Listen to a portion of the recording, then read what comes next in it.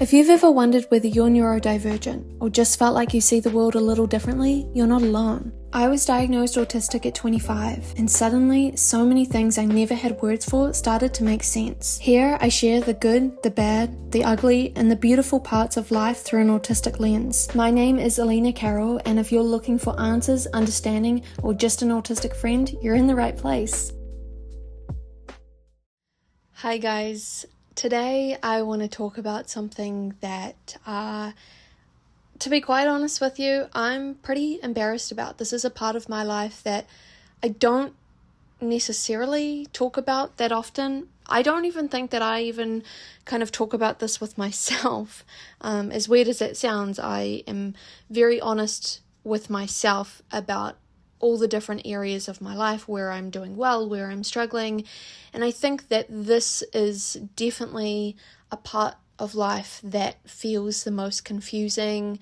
Perhaps there's a lot of blame and self-esteem issues, and that is friendships. Why autistic people get rejected, why we struggle in friendships, particularly if you are an autistic female, you may struggle in other female friendships. And essentially, I just want to talk about why friendships don't last. I've been through many different friendships in my life, and I've always kind of believed that it was down to other people as to why, I went through so many different friendships. I never understood why it happened, what part I had to play, and I guess I've been exploring that a whole lot more recently because I am reaching this age where, I'm meeting people that have had friends since high school, and while I do have, a friend from high school, I just wonder, I suppose, why has this been kind of a more vulnerable place for me? First and foremost, I want to acknowledge that there is a privilege in my experience in the sense that I've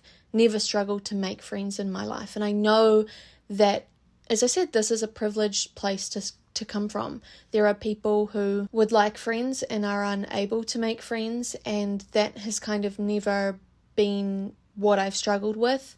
However, in saying that, I never felt that when I was kind of entering into a friendship that there was much of a choice. If someone wanted to befriend me, I always felt like I needed to kind of take on that friendship, that I couldn't be picky with my friendships. And if you look over the course of my friendships throughout my life, maybe excluding childhood ones, there is kind of this pattern of people, very damaged people. There's been a lot of trauma that has happened in their lives. Perhaps they were very lost people, and maybe I connected a lot more with that because, I felt like I was very lost, and I obviously didn't know that I had autism until I was 25, and so there was a big part of me, there were such missing gaps in my life, and I was a very lost person. Half a person is what I was going to say. I always felt like I was operating from a place of being half put together in some ways, and so I related to people who struggled in life.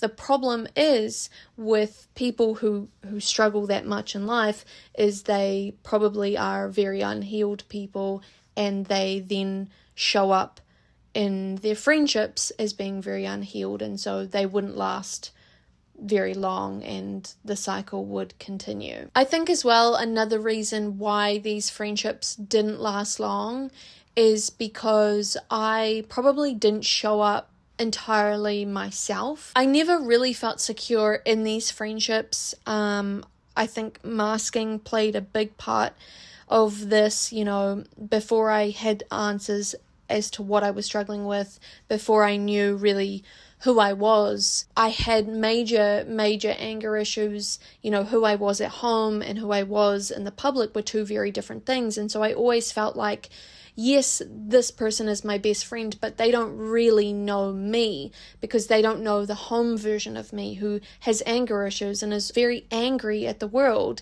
And so I never really felt like they would have accepted me if they knew this massive part of myself. Fear of rejection and conflict has always played in the back of my mind with friendships.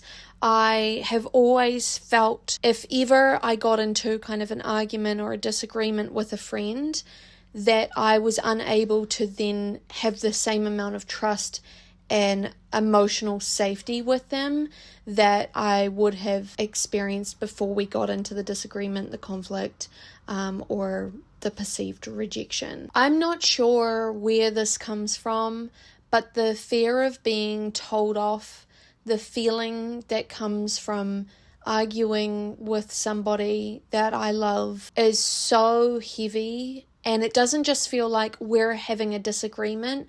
It feels like I'm in the wrong. I feel like I've gone back to childhood and I am this child who's being told off again for doing something wrong. And I think that there is kind of this complex PTSD for me around, arguments, conflict in friendships. I'm definitely not proud to say this, but I think when that does happen, and it just takes one time for me, I will never be able to return to that friendship feeling the same amount of safety and love that I had for them prior to it, and most of the time I end up walking away. I think actually every time I end up walking away. And this is something that I would like to work through, because I understand that relationships take different forms and they go through different seasons, I suppose, and different phases.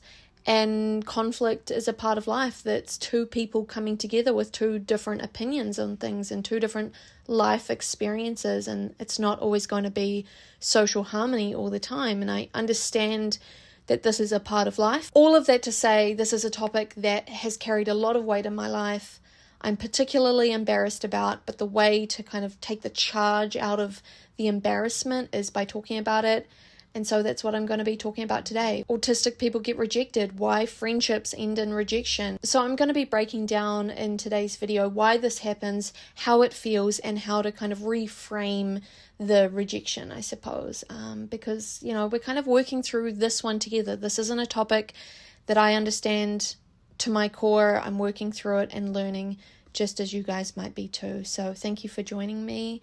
And let's get started in today's video. The first thing that comes to mind when I think about why friendships break down, why there is rejection, is there is major social differences with autistic people and neurotypical people. I think we love direct communication. I think I can speak for so many of us when I say we hate the surface level small talk, and we would much prefer to get into the deep nitty-gritty entanglements of our lives. And listening to the other person, it makes us feel more connected to the other person. We also prefer depth and honesty, and so we might be a lot more direct in making plans and that type of thing. And I think neurotypical people can read this as kind of rude and cold. On top of this, when it comes to socializing with people, with our friendships, we have different sensory needs. And so for a lot of people, they like to socialize at bars and cafes and loud,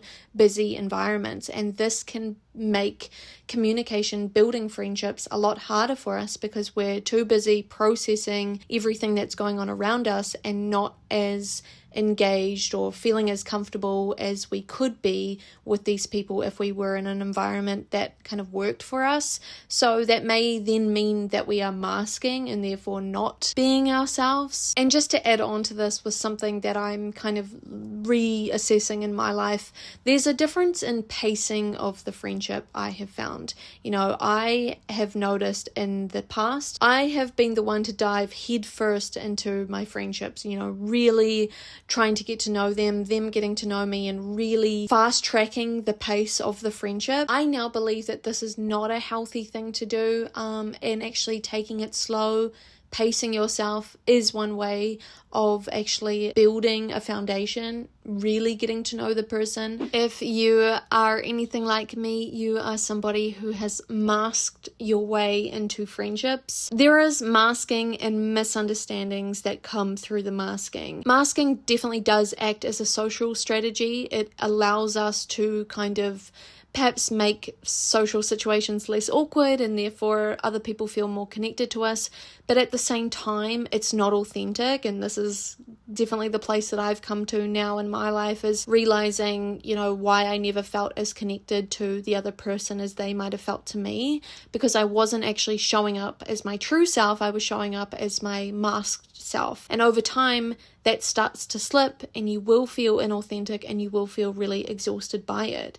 And so there may not be the same type of passion or excitement around the friendship as time goes on, because you are constantly feeling exhausted around the person. If you do get to a place of eventually deciding to drop the mask, you then might be seen as too much or too little, because you are a different person to this perfected masked self. I know for myself, when there does come a point in my friendships where I do take the mask off, people are always like, oh my God, I've never seen this side of you before. I feel like I'm just getting to know this other side of you. You're so fun. And it's always been encouraged, but I know that it does stagger people. Like, where has this been? Where there is this confusion around, like, who is this other person? And of course, with friendships and the misunderstandings that come, we do struggle with the literal versus implied meanings. So sarcastic jokes, inside jokes, or shifting tones, nuances, social nuances, those can be really, really hard for us to kind of instinctively know what is going on.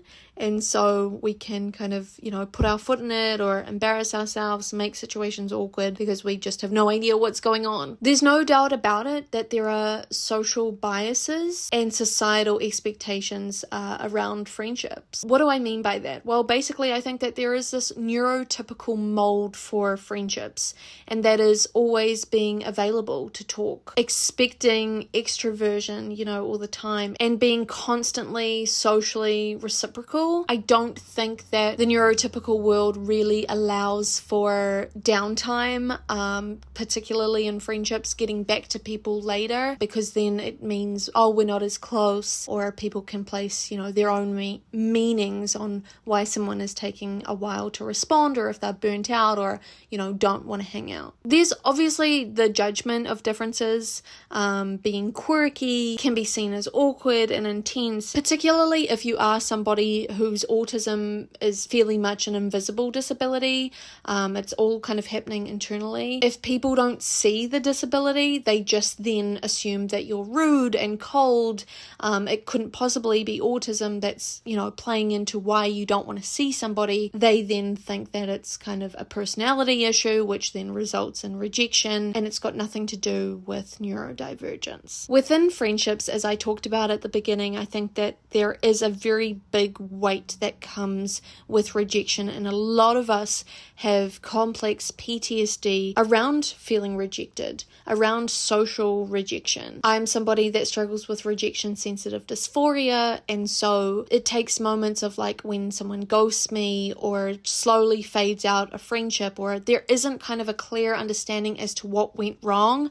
I find those situations can be kind of the most traumatic, because anything could be the reason for our friendship ending. And always what my brain does is places the blame on me, and it's never the other person. And that can kind of fester. There's an internalized blame that comes with this. What did I do wrong? I think neurotypicals have an easier time accessing the part of their brain that kind of is able to find an even balance as to the fallout of a situation, why something happened. They don't kind of question why something ended. They just think, it just wasn't the right fit and it wasn't meant to be, and they can kind of move on a lot quicker than we can. So what comes of this is this loneliness cycle. The harder you try in these friendships, the more you are masking, the more exhausted you're getting, which makes friendships feel less sustainable, because you're not yourself. You want to be yourself. You might try to be yourself, and then it's labeled too much, and then the rejection. Those add up. Every single friendship failing, every single social interaction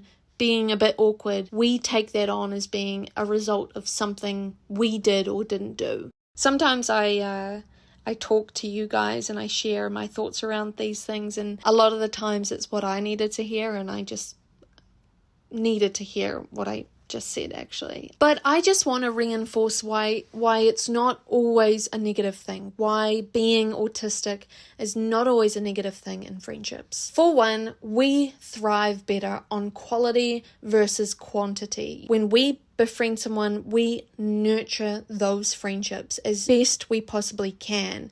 And I think that a lot of people don't experience that. I think a lot of people find it better to have more friends and look as though they are, thriving and successful because they're surrounded by people. But do these people really know them? So I think that when we do really have that person who's our friend, that person really does know us. I really do encourage you guys to actually start showing up as the unmasked version of yourself in these friendships. And I know that is horribly scary and frightening for a lot of us, but the reason that I say that is because you would rather filter out the incompatible connections faster and earlier than later. And when you do find the people that stay, it will feel so freeing and will actually be far more long term, because you're not actually having to pretend and the other person actually likes you for you. I actually encourage a lot of people who are autistic to find other autistic friends, and I speak from experience when I say this. So I started recently giving talks on this platform, ShareWell, and this isn't sponsored or anything, but I do every Thursday. I am giving these hour-long talks, and in the process of doing this, I've actually been able to build this community and felt far more understood by people that I've never met in real life than I have with people that I know in real life. And so I really do, speaking from this experience, I really do encourage you, if you are autistic or neurodivergent, to meet other neurodivergent people. I know that the app Hickey is one that encourages neurodivergent friendships and relationships. Again, not sponsored, but this is just one tool that I have for people who are looking for those connections. I believe that you will find your tribe the more you understand yourself, which you're on a video like this trying to learn about yourself. You will find those connections, because the more you understand yourself, the more pickier you can actually start to become, because when you know your personality, you can find others with similar personalities, interests, hobbies, that type of thing, communication styles. Perhaps we are meant to be people who find our friendships later in life, and this was very true for my mother, who found her friendships, her lifelong friendships, later on in life, and I'm kind of thinking that's going to be the same for me too. So I just want to encourage you guys with that and leave you with that. And if nothing else, I am your internet friend. You guys can follow me on social media. I always try and chat with you guys and build these connections, because it does get lonely out there, right? Thank you guys so much for joining me in today's video. If you would like to see any more of my content or my other videos, I will be right there willing to greet you as soon as you press play. But yeah, I hope you guys are doing well, and I will talk to you in my next video. Bye. Mwah.